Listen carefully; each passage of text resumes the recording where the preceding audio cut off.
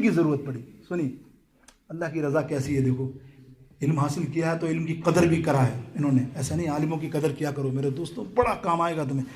وہ تیل لیا انہوں نے اور تیل لینے کے لیے دکان پر پہنچے تو تیل کی بوتل میں تیل لے کر دکاندار جانتا تھا کہ وقت کا مجدد, وقت کا بہت بڑا مفتی عالم ہے بھائی, اعلیٰ حضرت ہے.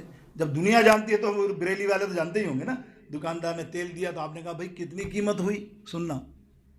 تو وہ دکاندار کہتا ہے ویسے تو اس کے 10 آنے, 10 آنے تھے 10 سینٹ سمجھ لیں آپ, 10 آنے ہیں قیمت اس کی, لیکن آپ تو اتنے بڑے عالم ہیں ماشاء اللہ, آپ آئے ہیں آپ کو 5 پیسے میں دیتا ہوں یہ تیل.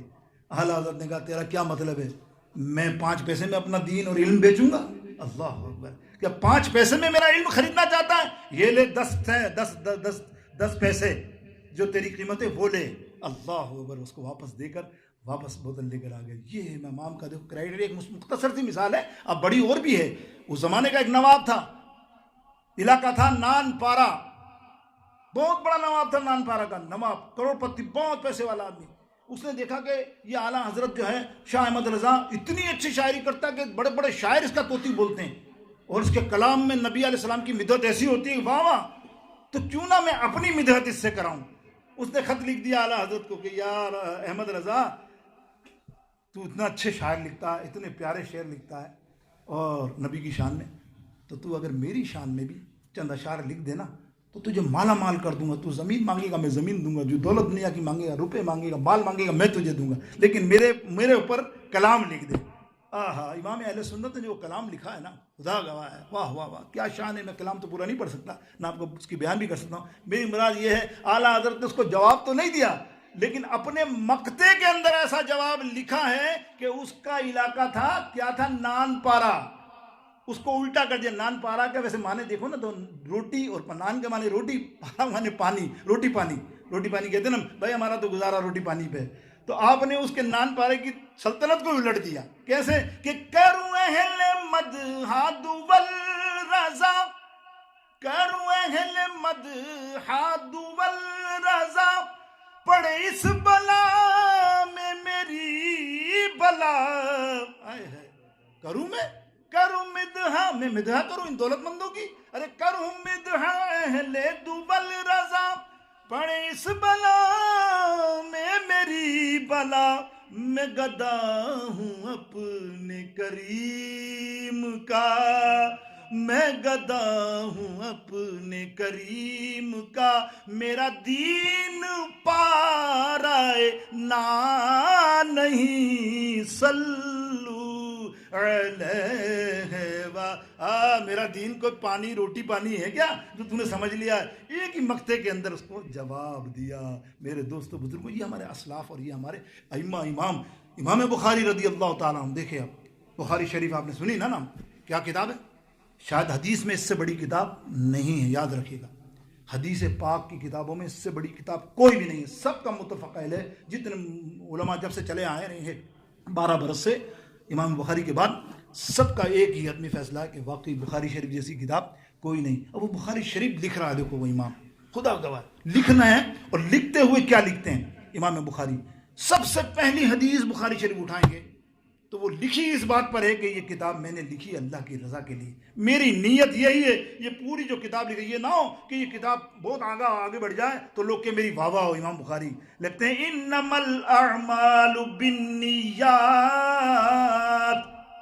اعمالوں کا دار و مدار نیت پر ہے. جو کام کرنے جاؤ پہلے نیت بتاؤ کیا ہے. للہیتن, نماز پڑھنے جا رہا ہوں جمعہ, آگے بیٹھوں گا, وہ جس دن لیٹ ہو جائے اس دن بولے یار لوگ کیا کہیں گے, میں آگے بیٹھتا تھا آج میں پیچھے بیٹھا ہوں, میں مسجد میں اتنا کام کرتا ہوں, اوئے ہوئے لوگ یار میں نہیں, جس دن لیٹ پہنچوں گا آج تو اس نے کچھ کام نہیں کیا, مجھے ڈر لگتا جلدی پہنچوں میں. یہ سب نیتیں ہیں نا. دیکھو کیا ہے, میں جا کے جلدی پہنچ جاؤں. مقصد اللہ کی رضا کے لیے, سب کے لیے نہیں, سب کے لیے نہیں کہتا. اگر یہ تمہارے دل میں خیال آتا ہے کہ یار دیکھو والد صاحب ناراض ہوں گے, نماز پڑھنے جانا پڑے گا, والد صاحب السلام علیکم, کہاں جا رہے ہو, نماز پڑھنے.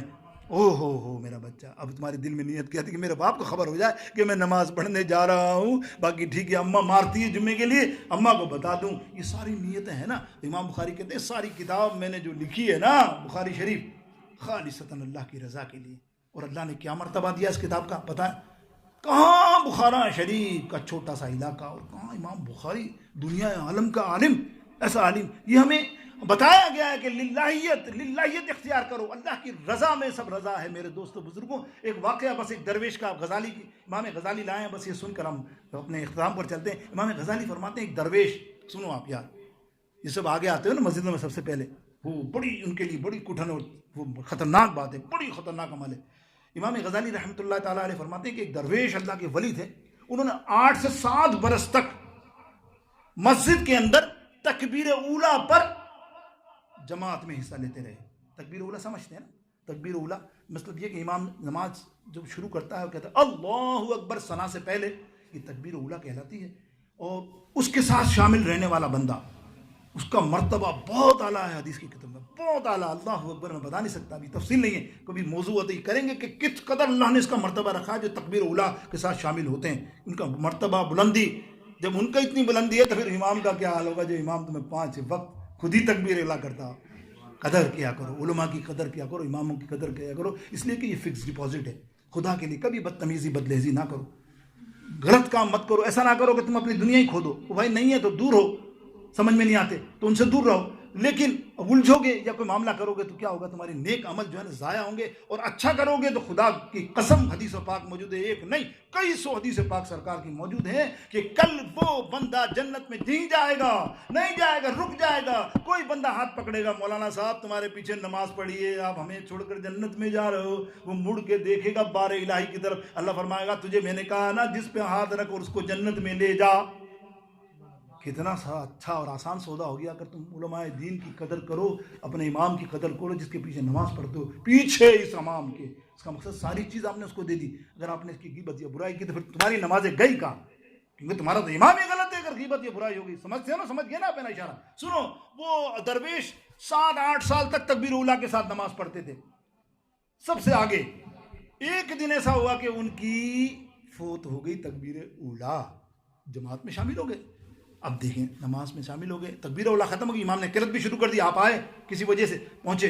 اب دل میں کیا خیال ہے، یار اتنے سالوں کی محنت میں نے آج کیا کر دیا. اب یہ جتنے آگے والے ہیں سب سوچ رہے ہیں وہ بندہ نہیں آیا، وہ بندہ آج رہ گیا. دیکھو یار تکبیر اولا میں اب یہ خیال آیا، ٹھیک ہے کہ یہ سب کیا سوچیں گے کہ یہ بندہ آج تکبیر اولا میں نہیں نماز ادا کر لی. اٹھے نماز پڑھ کے بیٹھے نا، ایک دم دل میں خیال آیا، یہ تو نے کیا کہہ دیا جملہ کہ میں تکبیر اولا آج میں نے نہیں پڑھی تو یہ لوگ جتنے ہیں مجھے یہ کہیں گے میں ان کی وجہ سے پڑھتا تھا کیا. اللہ، اور اتنا روئے اتنا روئے اتنا روئے اتنا روئے اتنا روئے اللہ کی بارگاہ اقدس میں. پھر اٹھ کر 7 برس کی ساری نمازوں کی قضا ادا کی.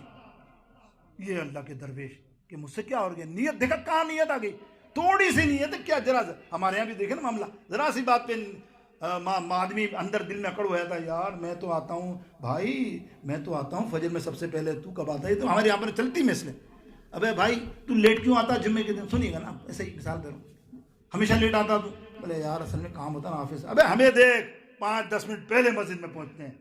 اب بتاؤ یہ کیا. ابے بھائی اس بندے سے تیرا کیا تعلق ہے، تو اللہ کے لیے آتا ہے، باڑ میں جاؤ کتنے بجے بھی آتا وہ اس کا اپنا عمل ہے. اب تو اس کو بتا رہا ہے کہ میں دیکھ کتنے بجے آتا ہوں، اس کو جتانا چاہ رہا ہے. اللہ تجھے ہدایت دے اور اللہ اچھے عمل پہ رکھے. میرے دوستو بس آخری بات یہ ہے کہ میں یہ کہہ رہا تھا کہ اللہ کی رضا پہ راضی رہو. لیکن امام اہل سنت اعلیٰ حضرت نے ایک بات فرمائی کہ تم سب کی رضا، سارے عالم ساری دنیا کی رضا کو حکم یہی ہے کہ اللہ کی رضا پہ راضی رہو. لیکن ایک ہستی ایسی ہے جس پر اللہ اس کی رضا پر راضی ہے، اللہ اس کی چاہت پہ راضی ہے. وہ ہستی ہے میرے اور آپ کے آقا و مولا محمد مصطفیٰ احمد مصطفیٰ سرکار دو عالم جان دو عالم حضور پر نور سید عالم صلی اللہ تعالی علیہ وسلم. یہاں حضور علیہ السلام نے کوئی چاہت کی دل میں، اللہ نے قبلہ بدل دیا.